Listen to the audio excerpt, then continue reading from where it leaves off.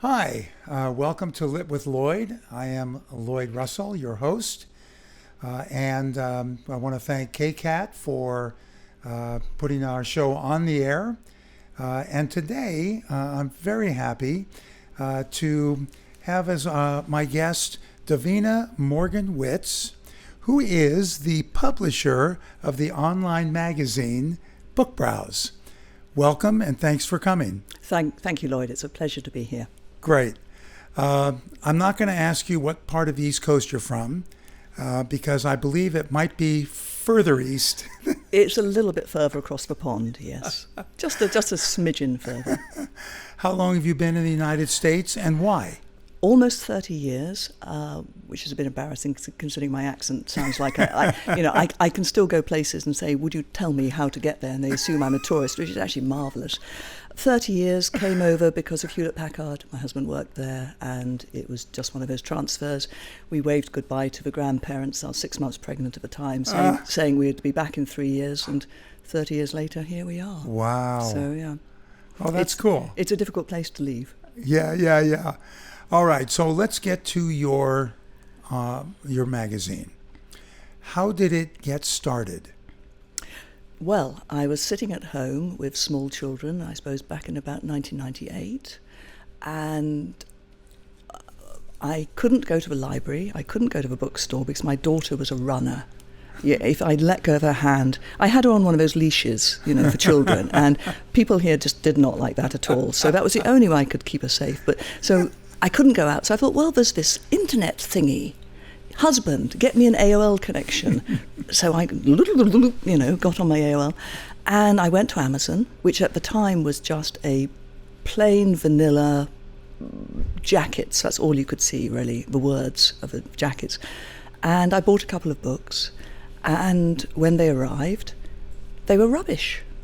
And I realized that it was because I hadn't been able to read a few pages. If I'd been in a bookstore, I would have opened the book, I would have turned the pages, and I'd have said yes or no to the book. But at the time, nobody was doing excerpts online. So I went to the publishers and I said, well, I want to start this website called BookBrowse, and it's called BookBrowse because we're going to browse books, and we're going to have excerpts. And they said, great, how much are you going to pay us? Because at the time they were used to selling the excerpts for the sub-rights too.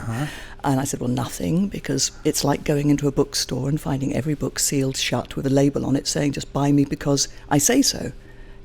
And so that's how we got started. And we were literally the first people to put excerpts online back in 1998. Wow. And then, it progressed from there into reviews, beyond the book articles, and, a full-blown website where the magazine is actually really just one part of it. Because all the things you can do with a website, you can take the content from the magazines, and basically database them into, we can do reader likes between the books, we can categorize the books by time period, setting and theme, and so lots and lots of stuff going on. Wow. Okay, I want to get into the details of the magazine a little bit. Did it take a while to get it ready to go? I mean, how long from the concept to the actual first edition? Well, this was 1998, 1997 actually probably, and it was all hand-coded. I mean, part of the reason for me, I never envisaged it as a business. I never imagined I'd make a business. If I had, I probably would have never started it because I'd said, I can't do that.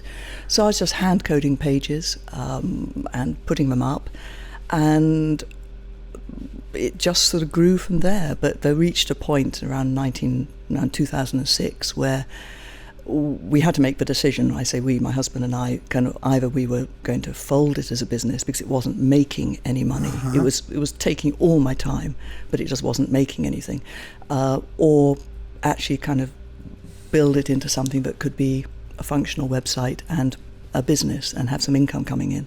So anything from 1 week to 8 years, I'd say. Wow. Depending on how you qualify.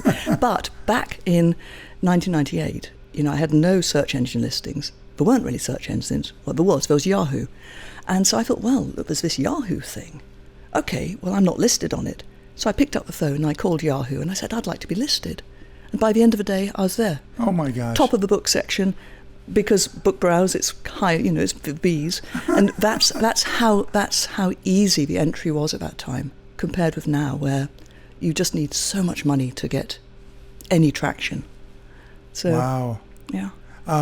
How do you make money? Well, we have 3 different income streams. Okay. We have advertising revenue, which is kind of feast or famine. I'm so glad we're not reliant on that. And then we have our memberships. We have individual memberships so that people can subscribe, and get full access to all our content. There's a lot available for free, but if they want full access and they understand what we're doing and they like what we're doing, they can support us by being a member. And we also have libraries subscribing. For example, Santa Clara County Library subscribes so that all patrons can access for free. Wow. And so that's our revenue streams. Wow. So the libraries, like, they put in a budget that they're going to pay you a certain amount of money to give free access to their readers, Yep. to their Yep. patrons. Yeah, and we don't take it for granted because, library budgets there's Right. always more resources that they need, but, a good number of libraries across the country see value in what we do in terms of making it available to their patrons and also using it themselves for readers' advisory, which is... when we first started the individual memberships, I hadn't even thought about libraries. And then a few libraries contacted us in the first few weeks after we started the memberships and said, can we have your Reader's Advisory product? And I said, what's Reader's Advisory? They said, recommending books. I said, oh, yeah, we can do that. But, of course, providing a service for libraries is a lot more complex because you've got to have all the logins and all the sort of stuff that goes in to make the back end work. So it was a lot of technical stuff. But, here we are now. So when you started, you basically were doing all of it yourself. Yes. Is that still the case, or have you? No. I'm glad to hear that because it sounds like there's a lot of work that has to be done to stay on top of this. There is a lot of work, and every now and then I'll have someone say, "I wish I had your job reading books all day," but thankfully, I don't review the books. I used to review the books, and I was a lousy reviewer. I'm much happier being the editor-in-chief as such. I have editorial staff. We have paid reviewers who write the reviews. We have editorial staff who edit the reviews. And then I just get to swoop in and read the reviews and the articles before they publish and swoop in and pick up the little bits and pieces before it publishes. It sounds like it's a pretty full-time job. Oh yes, it is absolutely full-time. But it's a job that I can do from anywhere.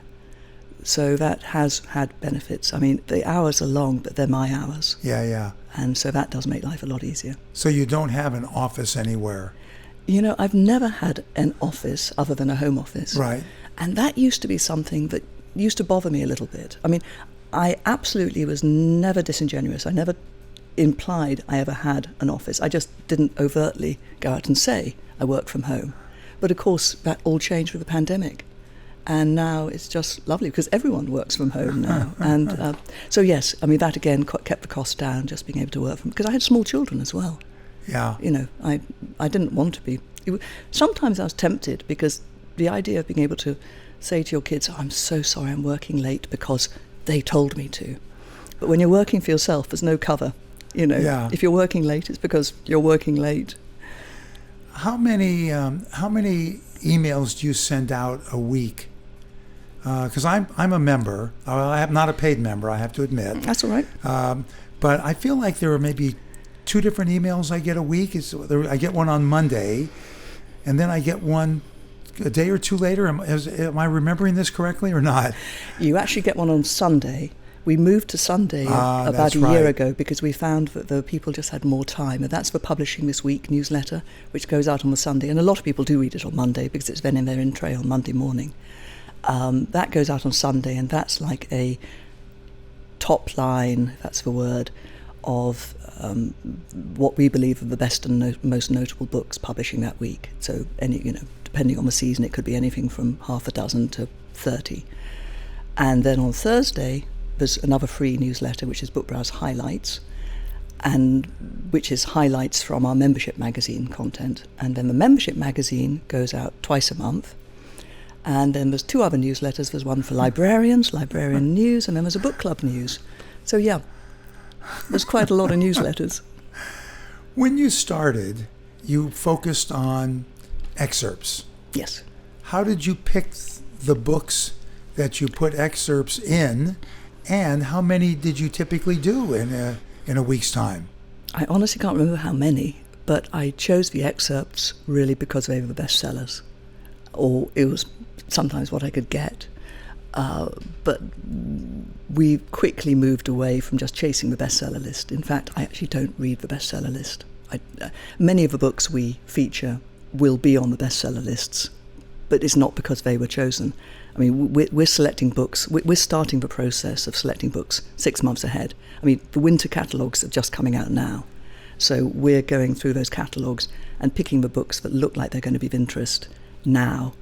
We're then closer to the time cross-referencing with the early pre-pub reviews or the overseas reviews if it's been published outside America, to come down to a short list, which we're kind of reaching objectively based on the data. And only then are we sending that list to our reviewers, 1 or 2 people at a time, so that they've got time to look through the list and decide which book they want to review. Okay. And then we are, that's 6 to 8 weeks ahead of publication. And so chasing the bestseller list would just be 3 months behind all the time. So I have no interest in looking at it because it's there, it's doing its thing, but it's not for us. I have noticed, and this is not for the first time since we started to talk, but I've noticed that in most cases, the books that are featured are by authors that I have not heard of, for the most part, not in every case. So, I mean, you obviously don't go via the bestseller list, which is, I think, the best thing you could possibly do, because some of my favorite books of all time are by authors that still are not nationally recognized.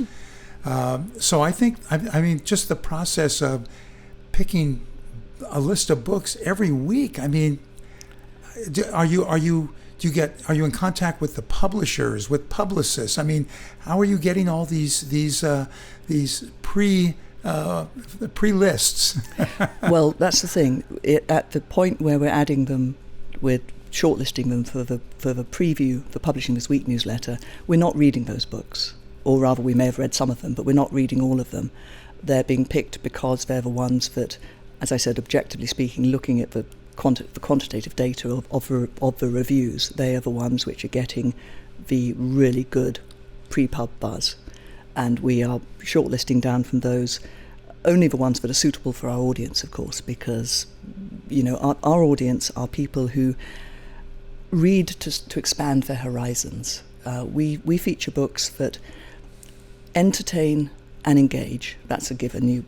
It doesn't matter how worthy the book is if it's unreadable, but also enlightens. When you finish it, you know something new about the world you didn't. And so there's certain genres that we tend to follow more, such as historical fiction, and others which we dip into occasionally. But the publicists are constantly pushing information out, and we're constantly working with the publicists and the marketing departments. But as I said, there's like the Publishing This Week newsletters where these are the high, what's the word? The sort of high view. High visibility.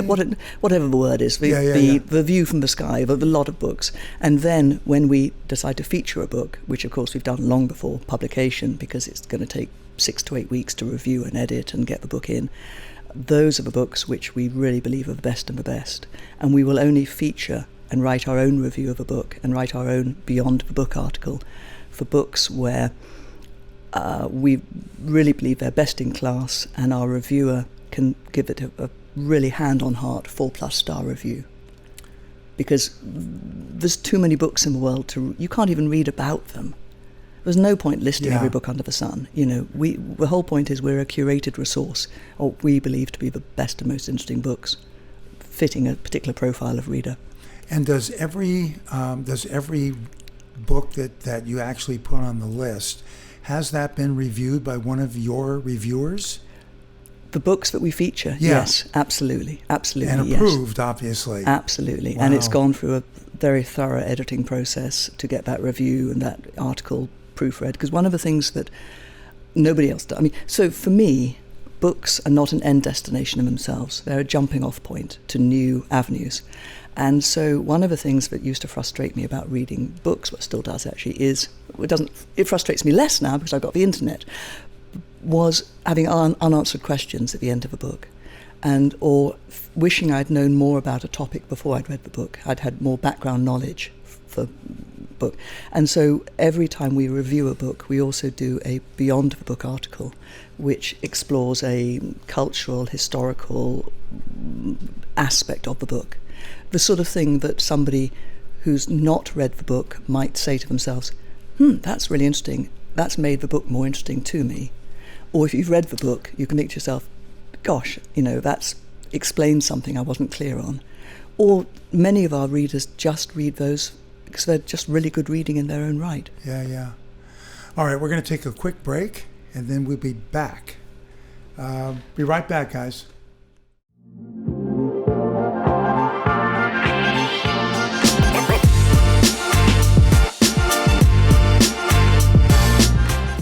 Thank you to the City of Montessorino for their continued support of KCAT Public Media.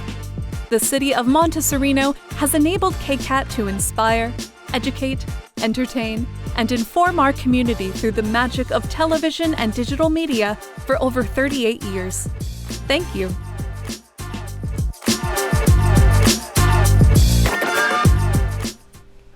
And we are back with Davina Morgan-Witts, talking about her online magazine, BookBrowse. Okay, so we just ended that section talking about featuring or targeting books for your readers. In terms of exposure, there are so many readers of genres that don't match the description of what you are promoting, and that's okay. I mean, obviously you are looking for a specific type of reader. Yes, you can't be all things to all people. I'm not all things to all people. Certainly my website isn't. Yeah. So that way lies madness, to try and do it all. Okay. We're very focused on a particular audience, which is basically the book club members and people who read to expand their horizons. Okay. All right, you've brought up the book club, and I know that our book club was one of the many that had a chance to be featured in your magazine. Tell us how you got involved in the book clubs. I mean, you obviously are so much more than book clubs, but this is a fairly big component, and I see something in most issues regarding book clubs. So tell us about the whole book club industry, if you will. Well, we've been reaching book clubs ever since we began because that's the audience. But I suppose BookBrowse as a site grew up really at the same time as Oprah and, the Oprah Book Club as such. And what was fascinating is I first started researching book clubs, I think the first time was maybe back 2003.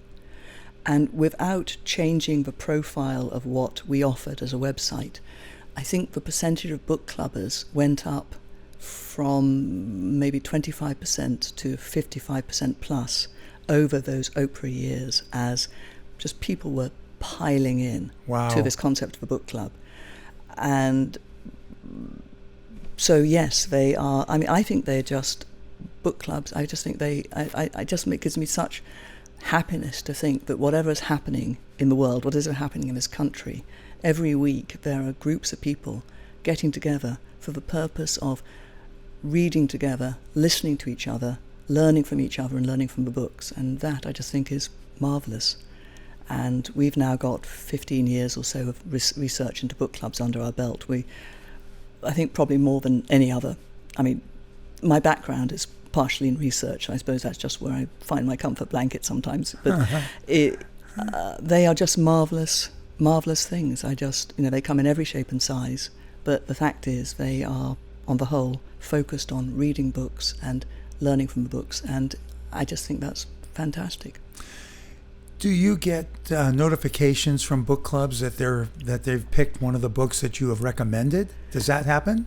Well, we have over 500,000 visitors a month, so actually more than that, actually. But so yes, I mean, oftentimes somebody will write to me and say, you know, we just read your book, and so you know, a book we found on your website, and it's always gratifying. It's always, I mean, anyone who thinks it's not worth writing to a business or a website or anything to say thank you, do, because most people don't. And we're sitting in our own little private spaces on our computers, tappity way, and when something arrives saying thank you for that recommendation, it really means something. So yes, people do write. Do you interview authors at any time? On the whole, not. We do have a lot of author interviews, but they're mainly ones that have been provided to us from other sources. It's just, we do sometimes, but not that often. It's just one more thing. We just don't have the bandwidth to do it. But we've got over 1,000 author interviews on the website. They're just not necessarily, only probably 10% of those are ones that we've actually done ourselves. Do you get emails from authors saying thank you for, you know, featuring my book? Does anything like that happen? It does. And from publicists, I assume, also? We're very conscientious to always send the reviews to the publicists, because that's their bread and butter. They need to know that, you know, that's, especially the independent publicists, they need to know that their work is making a difference, you know. So yes, we absolutely, we're in constant communication with them. But one thing that I, you know, very early on, we have advertising and we have editorial, and there is that Chinese curtain, or whatever you call it, I'm not sure if that's the word these days, but between the two. And we have never, and we will never, accept money to have someone at our end have to write a review that is favourable, because money's changed hands. So I do keep the publishers slightly at arm's length, because it's difficult, and particularly the authors, to be honest, because it's very difficult saying no to people you know. And so constant communication, but kind of very much at a professional level, because just at no point in that do I want to feel that I've tipped over into having to say to one of our reviewers, this is a special agreement and you need to write something that you don't believe in, because I totally understand that. And every book you put on there is a book that BookBrowse is recommending. Every featured book we do. In the Publishing This Week newsletter, you'll see ones that are just what objectively we've read all the reviews and we've focused down. You know, we have this long spreadsheet which we start 6 months ahead. We're adding to that all the time as the pre-pub reviews come in. We're filtering through the books that we feel are worthwhile even taking a close look at. So every month we end up with maybe 70 to 100 books. And those are the ones which will go into the Publishing This Week newsletter. And from those, we have shortlisted a couple of months before publication the ones that we want to focus on and actually feature. And so yes, absolutely, every book that we feature and goes out as an editor's choice recommendation, or this week's top picks recommendation, are ones that we stand behind. And every time you go to a reader, like, you know, if you've read a book and you want to find another similar book, you can use BookBrowse to find books that are similar based on not just the setting and the time period, because just because you've read about one book about coal mining in Pennsylvania, it doesn't mean you want to read more books about that. So we make these reader likes by the writing style, the context of the book, you know, lots of different factors.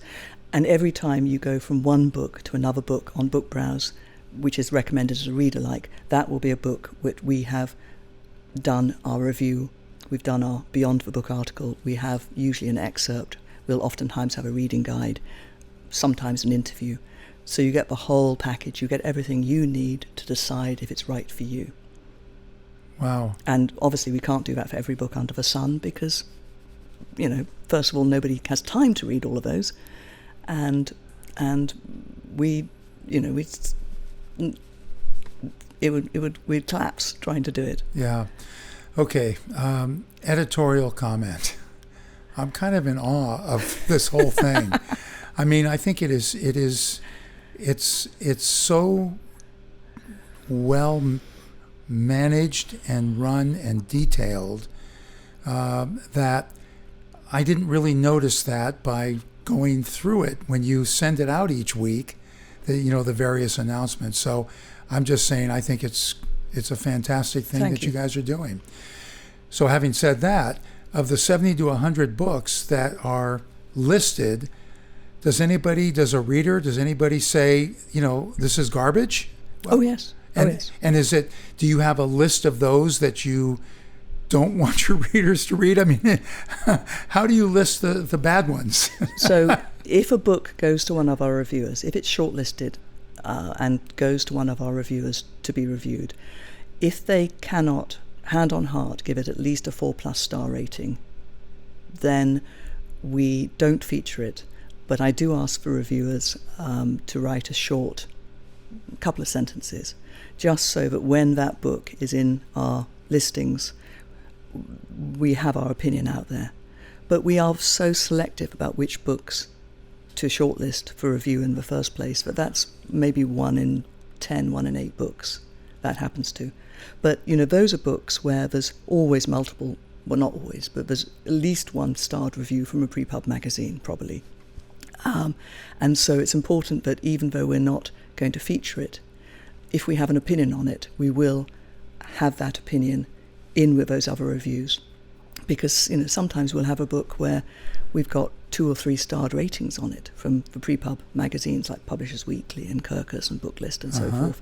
But we're taking a contrarian position. And people may not agree with our position, but it's important that people know that that was our position.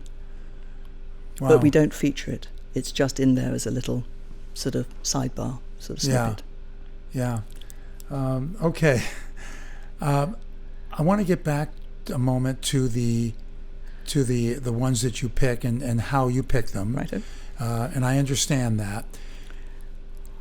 Are there kind of classical genres that don't normally measure up to the standards that you've set to pick, but that you'll find one once in a while? For example, what comes to mind is romance, because that's 50%, or last I heard, about 50% of all books.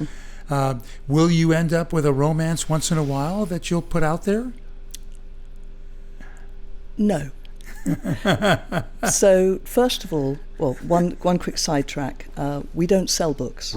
Never have, never want to, never will. Because again, when I set BookBrowse up, I thought to myself, if we sell books, we will be constantly mentally thinking if this book's going to sell. And if we were selling books, we'd probably be doing more James Pattersons than unknown authors, because nobody needs to know about the latest James Patterson. They'll find about it from other places. So I got distracted. What was your question again? What was the question? What was the question? I'm not sure. Now I don't remember what it was. It was romance. That was it. Oh, yeah. Romance, yes. So when we ask our readers, when we research our readers, which we do frequently because everything is researched, they tell us they don't read. They tell us they read literary fiction, historical fiction, mysteries, thrillers, biographies, because we also do non-fiction. It's not all just fiction. But there's very relatively few people say they read romance or read sci-fi or fantasy, but that's their interpretation of the genres. I'm absolutely sure that the great majority of people who say they don't read romance read The Time Traveller's Wife, which is also fantasy. So it's how people identify. So absolutely, we cover science fiction. We cover every genre. There's just more books in some genres that are suitable for us than others. Yeah. And that's, it's again for book clubs. Most book clubs read literary fiction most of the time. Actually that's so untrue, but let's go with it for now. But almost all will dip into other genres. Almost all will read non-fiction some of the time. Almost all will pick up a mystery or a thriller sometimes. There's many thrillers which make great reading. You stay up till 2 o'clock in the morning finding out he killed her. But what's to discuss? What's to take out from the book? Yeah. Now, if he killed her in 15th century Thailand, which of course wasn't Thailand at the time, but that's a different matter. That's a book that we could get behind if it's well written, if it's historically accurate, if it's, again, there's historical fiction and there's historical fiction. There's the bodice-ripping romance, which is set in the Georgian period or whatever. Yeah, yeah. And the backdrop is pure backdrop. There's no effort to be historically accurate. That is not for us. But historically accurate fiction, then that is absolutely our thing, because you can come away knowing something new. Yeah. Historical fiction is such a great genre, I think, for just about anybody. Interesting in that in our book club, which is now about 8.5 years old, we've read somewhere between 35 and 40 genres, and of all possible, we've read middle grade books, we've read young adult fantasy, of course, romance, but we've also done a lot of historical fiction, and we've done memoir.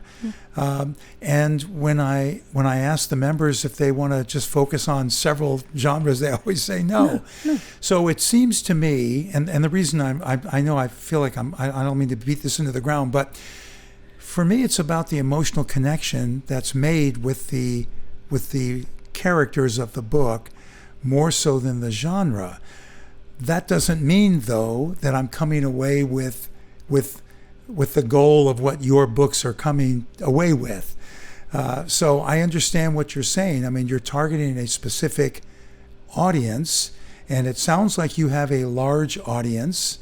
Does it continue to grow, by the way? Yes, it is. It is continuing to grow. Fantastic. Yeah. But not every book that we cover is perfectly fits into, you come away knowing something marvelous about the world. Sometimes they're just feel-good books. Yeah. I mean, who can not read Major Pettigrew's Last Stand? Who can not enjoy A Man Called Uva? They're actually, you do come away. Absolutely. You come away emotionally fulfilled. Yep. And so, we cover those sorts of books as well. Yeah, that's great. One last thing is, you mentioned that you do nonfiction as well. Is that a fairly small percentage? It's about a third. About a third. And do you do books that are kind of based on spirituality? No. So you're doing basically fiction for the most part, other than you got some nonfiction as well. We're doing about a third nonfiction, biography, history, current events, but we do stay clear of partisan books. So that means that spirituality, yes, religion not so much. Because if we did one Christian book, well, when are we doing the Buddhist book? When are we doing the Hindu book? When are we covering the whoever else books? And the same for politics. It's just not our area. Okay. There's many other places. Yeah. Well, I feel like I've got in my head, feel like I've got about maybe 20 to 30% understanding of all the things you do. There's so much you do. We couldn't even really get into all the different elements of the magazine, but what you do is amazing. Thank you. There's no question about that, and I thank you for coming on. I also want to thank KCAT for sponsoring us, and we're closing the book on today's podcast. We'll see you next time. Thank you.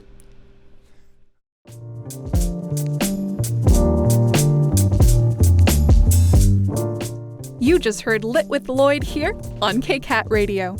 Explore all our KCAT original programming at kcat.org/radio.